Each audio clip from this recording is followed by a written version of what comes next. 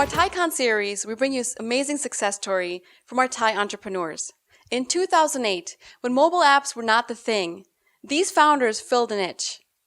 Was it chance or was it smart decision making? Today, we bring you the founders of MobClix. Welcome. So we have Vishal, Sunil, and Krishna. So first of all, you guys have all known each other for a while, right? So how did you get started? Yeah, it was back actually in February 2008. We just kind of finished respectful projects. I was doing digital media for Accenture. Sunil was over in Boston. Krishna, we just finished, was part of the founding team of Lithium, which is over at Yahoo. And we looked at the iPhone, we saw it was a game-changing device, and we all sat down and said, look, Google Analytics made a huge splash because they gave analytics for free. We looked at the mobile websites, we looked at advertising, and we wanted a way to just say, okay, apps are going to be big. How do we take care of this situation? And we all came together. Krishna thought of the name MobClix. We thought of so many other different names, but that was the one that stuck. It had an X in it. It sounded really awesome. We signed up for it right away. And then from there, we started culminating in a strategy in terms of how we actually going to do this. We started with the idea of saying, let's give analytics away for free. There was a big Apple conference coming a couple months later.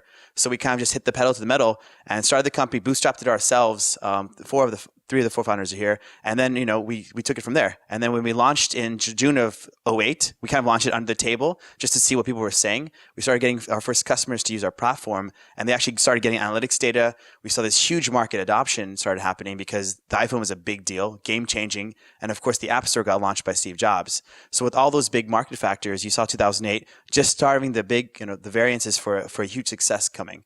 And then from there, after analytics happened, we started doing competitions, and then we actually then became an ad exchange, which is what we are today. So speaking about ad exchange, you have thousands and thousands of developers following you. What is MobClix really about? Yeah, so MobClix is really about getting mobile content and monetizing content.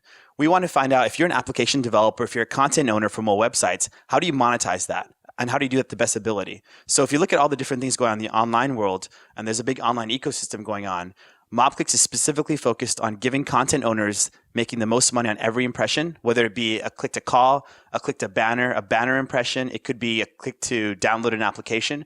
Whatever it may be, we want to give them the platform and the tools for them to monetize their content.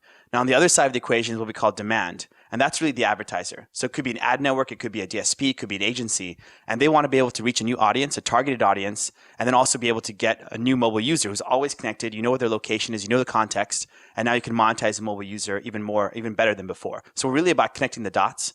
And today we do about 10 billion ad impressions a month across about 18,000 mobile applications and content sites. I'm really curious, when you started this, you had to have made some really select decisions. Can you remember along the way things that you particularly did that really helped you get to where you are today? Yeah, definitely. I think, one of the first things when we started is outside the founders, we created we hired rock stars for our founding team. So you bring in the right talent that's going to help you, take the company to the next plateau. And I think that becomes really important is if you don't have people that are really strong around you, it's hard to innovate in the space. It's hard to define what the market is going to be, especially when we're going into mobile applications. The App Store hasn't even launched. We have to look to the online advertising space, see what's worked there, and figure out how do we bring those same, learnings into the mobile space and start to define that. I think one of the things that I also remember talking to you guys about, one of the decisions you made was about where you're going to get funding from, right? I don't think you used a VC. What was your thought behind that? No, we didn't. Myself and Sumit, who's the fourth founder, we were both on the venture capital private equity side, and we had realized that because this was such a nascent market that a lot of the VCs didn't really understand kind of where the market could go to. So we realized that, we're going to have to bootstrap it the true entrepreneurial way on our credit cards and just our own kind of funding. And then we did a small angel round and, we took it to profitability from there. So, for us, what really happened there was our valuation was a lot higher for us. The incentives for all the employees were a lot better than if we were with the, working with the VC. And, that's really kind of one of the decisions that we made that helped us out a lot. So I think as far as now, you have actually merged with another company recently and then had your second exit with an IPO, correct? That's right. Yeah, we were acquired by Velti in October of last year. And you've also, I think, gone through IPO recently? Yeah, they went public at the end of January of this year, actually. So besides funding, I think you also mentioned that you did some really active things in terms of competitions, right? What kind of competitions were you involved in? Yeah, so there were a couple of two competitions that were really exciting for us back in 2008. The first one was TechCrunch 50. TechCrunch basically interviews about 3,500 companies, and they were trying to find what's different and what's unique and what has really good market adoption. And MobClix became one of the TechCrunch 50 companies. And one of the rules, if you will, of being a TechCrunch 50 company is you basically go dark. So you can't say anything, you can't make any press announcements. You really just have a brand and a domain name.